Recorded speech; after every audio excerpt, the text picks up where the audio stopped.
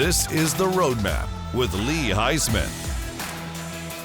Hello, everyone, and welcome to The Roadmap, exclusively here on ASBN.com. I'm Lee Heisman, and every week we bring you some of the brightest entrepreneurs, CEOs, and business owners who are climbing the ladder, scaling their businesses, and thinking about how one day to exit stage left. Today we have a special guest, Starr Douglas, CEO and founder of FrontHouz. Thank you so much, Starr, for coming on. Thank you for having me. This is super exciting. Happy to be here. Wonderful. Well, talk a little bit to us today about what is FrontHouz and what was your inspiration for starting it? Sure. So FrontHouz is an on-demand staffing platform for the hospitality industry. So what that means in normal language is that we provide the bartenders, the servers, the guest-facing roles to all of the hospitality venues you can imagine, from a bar to a convention center. Do you do it all over the country, or is it just local here in the Southeast? So right now we're just in Atlanta, but we're actually expanding to 12 cities over the next 12 months. So it's going to be a very fast-moving roller coaster soon. Well, so it's been about, you said 2.5 years since you started the business. So you're very early in this roadmap or journey that you have, but you've made some bold statements. I'm going to read something, and Sure. I want you to speak on this. Okay. That your organization aims to revolutionize the guest experience, operational efficiency for the hospitality business. And that hospitality business, that's a tough business. We're all guests, and we know how hard it can be and how busy it can be. How are you going to revolutionize this? Well, the biggest issue that restaurateurs and operators have to deal with typically hangs around labor and labor costs. And it translates to a really chaotic, really time-consuming process to get somebody fully onboarded, recruited, up to speed onto the typical operations of a restaurant. So it results in a ton of downtime and a ton of time and money spent replacing these workers. And at the same time, we're dealing with so much turnover industry-wide across the nation. So to speak on what we do to improve this and to improve the guest experience is that we provide staff on demand, and we train them in advance using a proprietary AI-driven software that we created. And this eliminates that gap, that downtime that causes the guests to really feel the pains of being understaffed in a restaurant. You know, now a restaurant, if they had their entire staff quit tomorrow, they'd still be able to continue service as usual without any downtime, without any gaps in service, and without a single glass left unfilled. Oh, I like that. Glass left unfilled. You should put that as a slogan. I came up with that just now. Well, I'm going to say slogan that, we're here to provide no glass left unfilled. Something along those lines. I like it. No, you took it. You did it. And we're going to take that today. We're also going to talk a little bit about Starr Monet. Oh. We're going to remove your last name, Douglas. We're going to go with what your mother said. And we were talking about this earlier, and that's Lisa Douglas, your mother. That's Lisa. My next question was, how did you get inspired to do this? Because we're going to talk about Lisa. Lisa said, drop the last name Douglas and go with your middle name, Starr Monet. So I hope today this is an inspiration for you to start promoting yourself with your best middle name. Day one is Starr Monet. I love I love your middle name, Monet. So talk to me a little bit, Starr, about your inspiration, your mother, and how you even started FrontHouz and how that inspired you. Sure. So I grew up in a hospitality-driven family. Before I was born, my mother was a bartender. She was the director of catering for the Sheraton. So we were always the hosts of our family. We'd always have the parties and the big dinner, extravagant little nights. And I always grew up wanting to be in the hospitality industry and hearing just how much of a community it is. A big family really is what it is. And when I was 13, I started really getting into craft cocktails and classic cocktails and studying their history and studying. Now, when you were 13, yes, not legal, right. But you're all right, just making sure. Well, we had YouTube. So I'd watch videos on how to become a bartender, and I was always counting the days until I could be one. So I graduated high school and immediately joined as a bartender, and I started working in the industry. Fell in love with it, moved to Atlanta, started bartending really aggressively. I was a bar captain at several different places. I was a bar manager, a beverage director. And the consistent issue we saw was, of course, always staffing. It's always been that way. It's never changed, and it's never going to really get better until solutions like ours come into place.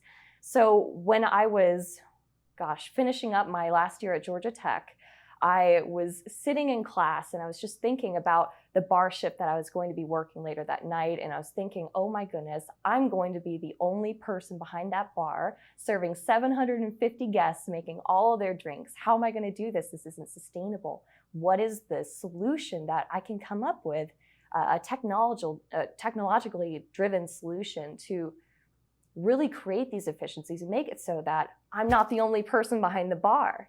And it creates a really beautiful ecosystem in that hospitality workers, they get to be their own boss. They get to have that flexibility and they get to create their own schedule. And as long as you have that training in place, you can fit into a different venue seamlessly without having even stepped foot in it before. So, I was going to ask, because this isn't just a solution, and I love it, all of our guests that come on, all the entrepreneurs I get a chance to meet, their solutions and their businesses are really a byproduct of the pain they experience in their own world, right? Whether it be previous guests that ran wedding and event venues that had pain during an event and said, I'm going to create this.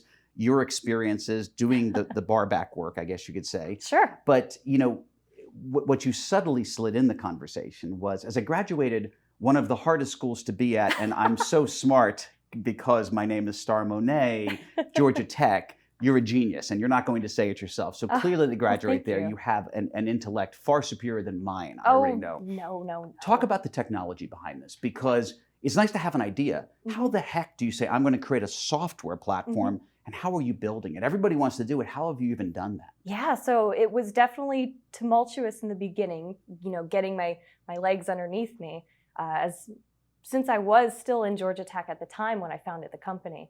And I actually have 2 degrees from Georgia Tech, computer science and business administration. So I get to see everything from a holistic point of view, knowing the technical side and also the business side and the strategy, which is probably one of my favorite aspects of building and owning a company, is the strategy. But how it came to fruition, the tech side of things, well, I played around, I met so many different developers, and I had to learn a lot of things the hard way. Give an example, because a lot of people will look at you at your young age and say, wow, she's been doing this for a few years. Look how successful she is. This must be so easy for someone like her, making no mistakes. But that's the way it's perceived, right? That is the way it's perceived from the outside. So talk about some of the mistakes and heartaches as you were doing this. Sure. Well, I learned the key phrase, trust but verify. That was a big one, especially in the tech side of things, because I wasn't very closely monitoring the progress that was being made. Were you hiring third-party outside developers? Yes, I was hiring, developer contractors who I knew personally in Atlanta. That was the vast majority of who we were working with. But yeah, I went through a couple months there where I hadn't really observed too much. I was just, receiving the updates, hearing that everything was going well and that we were right on schedule. And then I asked to see the progress a month away from the deadline, 2 months down the line. And there was no progress. There was no tech to begin with. There was a template, and that was all that we had. And had you been paying as well along the way? Yes, I was. Interesting. So that is the scariest part. I've been involved in many tech plays and the development, the developers, and for viewers out there, it sure does look easy to build an app or build a piece of software. You think it's easy, but who can you really get and trust to do it? So talk about that. What did you do next? Yeah, so I lost my head for a minute because we were so behind schedule, and I was worried. I was having a panic attack thinking, how are we going to get this out in time? The busy season is ahead of us. We need something. We just need an MVP, a minimum viable product, to take to the market. How can I get there? So I just started surveying every friend I had in the tech world, and I said, please let me know if you know anybody who could be a project manager for me, who can really drive my vision in the technology and set up the database, do the preliminary steps to lay our groundwork, our foundation. And I was connected with a gentleman named Jason Hamilton. It was co-founder to co-founder, almost like love at first sight. And is he a partner in the firm? Yes, he's our CTO. He's our Chief Technology Officer. Wonderful. I met him that day over a Google Meet call, and it just clicked. Everything made sense. Local or not local? He's local. He's a little bit south of Atlanta in Senoia, Georgia. See, that's what's funny, right? So I'm going to ask this question. Being what generation, Millennium, Gen Z? I don't know. Jason or me? You. That's a great question. One of the newer ones, I can tell you that. One of the newer ones. I'm not sure fair. which one. That's okay. But it's funny because I'm old school, meaning meeting, and you said, "Oh, we did a Google Meet," and I'm like, "Well, are you local? Is he in California?" So you start with the Google Meets. How important was it to get in person together? I don't think that I met Jason in person for 6 months after we started working together. Oh my gosh, these are Georgia Tech techies. You're just getting the job done. Yeah, he's like 6 foot something, and I had no idea. It was such a shock. Hysterical. I'm kind of a shorter person, so I'm looking up at this guy like, we've been talking for 6 months and you didn't tell me how tall you are? That's brilliant. Absolutely brilliant. So that revolutionized the product. It did. And that allowed it to get out into the marketplace. Absolutely. He comes from an operational and sales background as well, in addition to the huge technology advantage that he has with his experience. So he is kind of a holistic operator, and he is able to look at the different departments, the different aspects of our business, and really bring them to life and pull everything together. It's a really beautiful thing. So he does the operations, you're the visionary, it's a match made in heaven. He's not on the operations side, but he can visualize them and help eliminate those bottlenecks and create more efficiencies within the tech to be more preventative and proactive, as opposed to, running the actual operations. That's Makes still sense. Probably my role. Okay, that's your expertise. Interesting. So talk about, this is your first entrepreneurial journey really at this scale. At this scale, At sure. this scale, no question. What have been some of the qualities for viewers out there that are entrepreneurs, wantrepreneurs, they want to do something?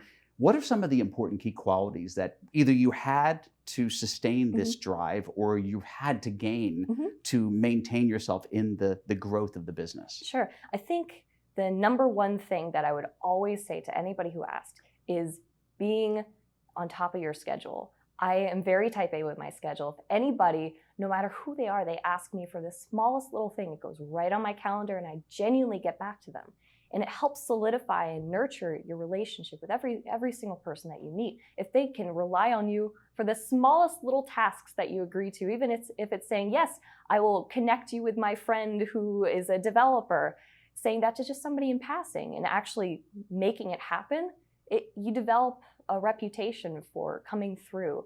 And you gain a level of trustworthiness, which helps propel you forward. Well, I'm much more seniority than you, but I do the exact same thing. Even the littlest tasks I add to my calendar or my events to make sure you call these 4 people back, even in the middle of a busy day, of course, taking the time to be considerate for every little need. Exactly. It's giving back. Makes complete sense. Talk about the growth of FrontHouz and what are the next layers for you in the future? Sure. Well, we're moving towards a really exciting trajectory. So over the next 12 months, we're expanding to 12 different cities all across the U.S. So our next stop is Buffalo, New York, and then Rochester, and then moving towards Texas and Florida, a lot of major cities after Buffalo and Rochester, like the really, really dense cities for population density of hospitality workers, that is. So we're moving to the bigger markets, and we're really excited to make So explain, I have to ask, why those cities? They seem very specific in your mind, but why would you say I'm going to go to these specific cities? Well, Buffalo is actually a very unique journey, how we ended up here. So in the very early days, the first marketing campaign we ever did, it was in Brooklyn, New York, because we were doing a festival up there called the Heritage Fire Festival. And we were supposed to be advertising to workers in Brooklyn. And we were actually advertising to them in Buffalo. It was just a slight little typo. And we had like 200 applicants from Buffalo. And I was actually recruiting everybody and calling with my mother, Lisa. So she and I were calling all these people from Buffalo, New York, and we were saying, can you work in Brooklyn? And they're saying, I'd love to, but I'm in Buffalo. Wow. It took us like 30 calls before we realized we had all these workers lined up in Buffalo and not Brooklyn. So you have a whole pool already of all the workers signed up, ready to go for this launch in Buffalo. Well, we do, but that's not the reason that we're expanding there by any means. It's just kind of a happy accident how we started looking at Buffalo. We just landed on that so accidentally, but I have quite a few partners up in Buffalo and New York who are going to be really instrumental to the continuation of the company. Wow, I'm blown away. I was mocking in a jealous way your intellect with Georgia Tech. Then you happen to drop the bomb at 2 degrees while you're there, and you're just growing this business at such a young age. This is very exciting. I'm overjoyed that you've come into the show today. Time flies when you're having fun. It does. If people want to get in touch with you, first, anybody watching this says, hey, I want to use this. I want to use it as being an employee. I want to, obviously, I do bar work, I do hospitality, I want to sign up on that end. You also have your customer on the other end that uses the service. Talk about how you would get in touch with you. Yeah, absolutely. Well, we have a lovely team here in Atlanta who is always looking to meet new people. I would connect with me on LinkedIn. That would be the starting point, or you could also send a message to our chat on fronthouz.com. House is spelled H-O-U-Z, by the way. I do love that. That trips a lot of people up. Absolutely.